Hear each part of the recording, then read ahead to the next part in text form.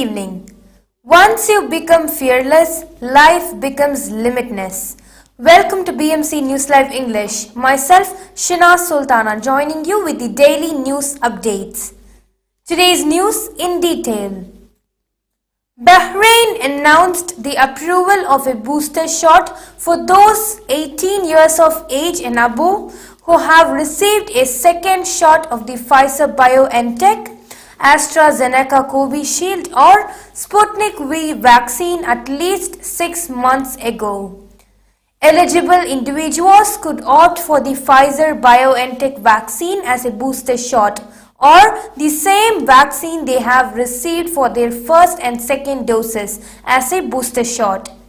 Those aged 18 to 39 who have taken the second dose of the Sinopharm vaccine at least 3 months ago can take a booster shot instead of the initial recommendation of 6 months.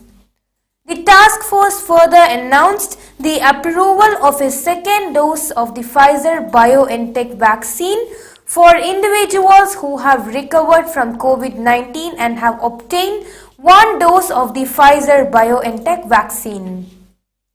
Individuals who have recovered from the COVID-19 can receive a vaccine 3 months from the date of infection and a booster dose 12 months from the date of infection. Register for the booster shots via the Be Aware Bahrain application or by visiting healthalert.gov.bh.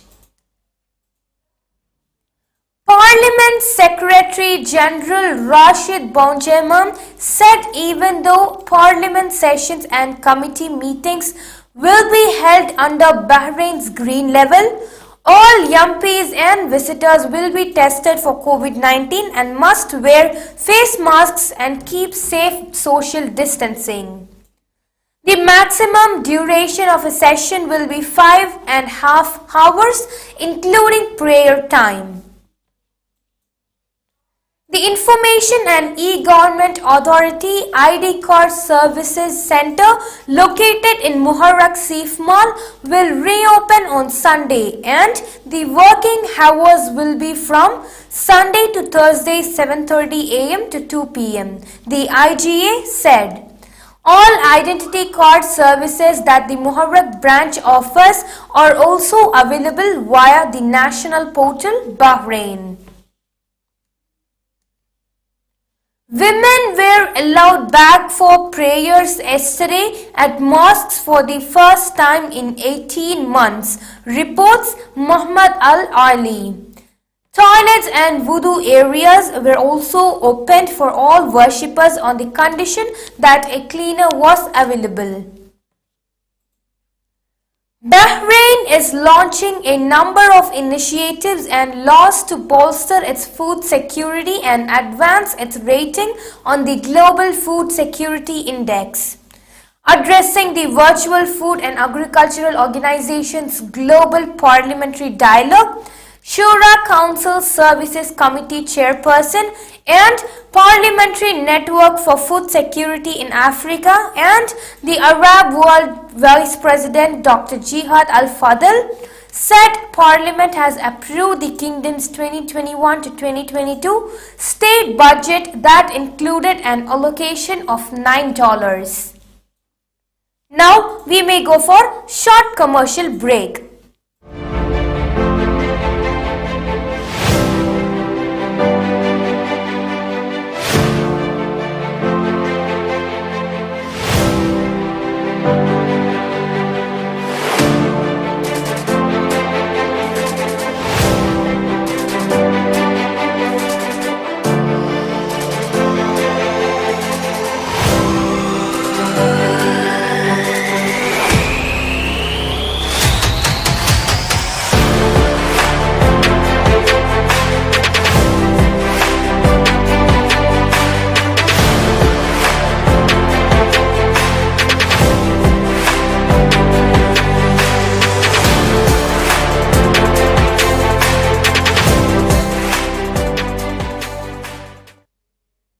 Welcome back.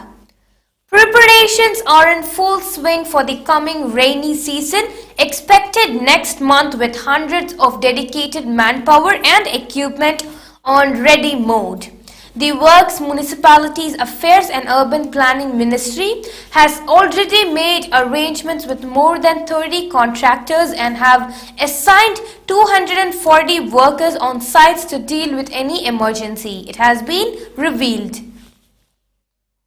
Bahrain yesterday recorded 90 COVID-19 cases alongside 84 recoveries and 1 fatality. Yesterday's death brings the total fatalities to 1,389.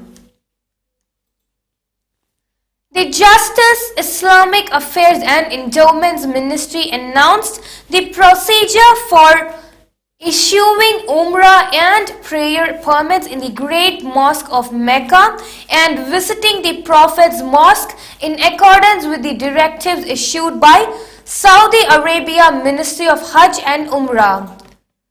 The ministry called on licensed Umrah operators and all citizens and residents to ensure registration on Mukim app and use Tawakkalna and Itmarna apps to show their health status, whether vaccinated, ahead of receiving the Umrah permits through Tawakkalna app. A total of 571,333 expatriates have left the kingdom's employment market from both the private and government sectors during a period of 1 year ending the second quarter of 2021. This represents a decrease of 8.52% according to the latest data released by the General Authority for Statistics and the General Organization for Social Insurance. The number of expatriates in the local labor market fell to 6.1 million by the end of June this year from 6.7 million at the end of June 2020. The statistical figures also showed a decrease of 5.46% in the number of Saudi and non-Saudi subscribers to GOSI working in the public and private sectors, accounting for 474,382 subscribers during the period. The total number of GOSI subscribers reached 8.1 million at the end of the second quarter of this year against 8.6 million subscribers at the end of the second quarter of 2020. The figures also showed that there has been an increase in the number of Saudi subscribers of GOSI.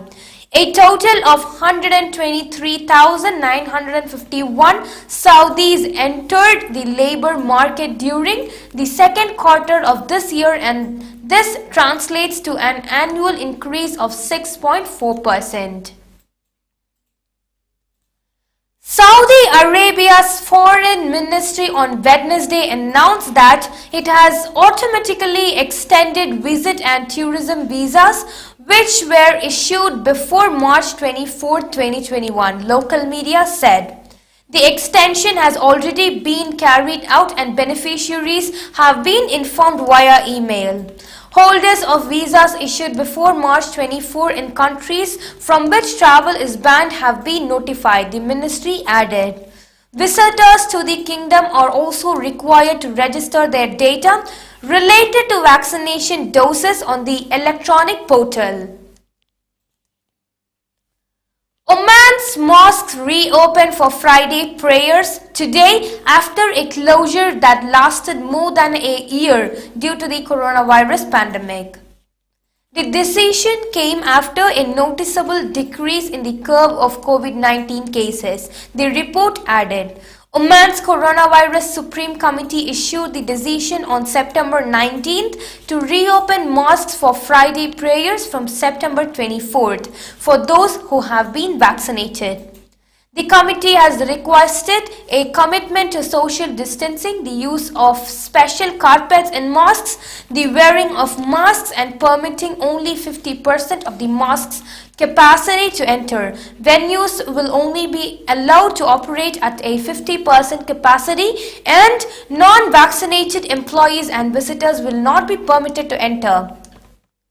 Venues will also be required to keep a record of employees' entry and exit time and document the cleaning and disinfection operations. The World Health Organization on Wednesday strengthened its air quality guidelines, saying air pollution is now one of the biggest environmental threats to human health, causing 7 million deaths a year. It said urgent action was needed to reduce exposure to air pollution, ranking its burden of disease on a par with smoking and unhealthy eating. The WHO new guidelines recommend air quality levels for 6 pollutants including ozone, nitrogen dioxide, sulfur dioxide, carbon monoxide. The other two are PM10 and PM2.5, particulate matter equal or smaller than 10 and 2.5 microns in diameter. Both are capable of penetrating deep into the lungs, but research shows PM2.5 can even enter the bloodstream, primarily resulting in cardiovascular and respiratory problems, but also affecting other organs, said the WHO. In response, the PM2.5 guideline level has been halved. With this, we come to the end of today's news. Stay tuned for daily news updates in BMC News Live English at 7:30 p.m. Thank you so much for watching. Signing off by Shina Sultana. Good night.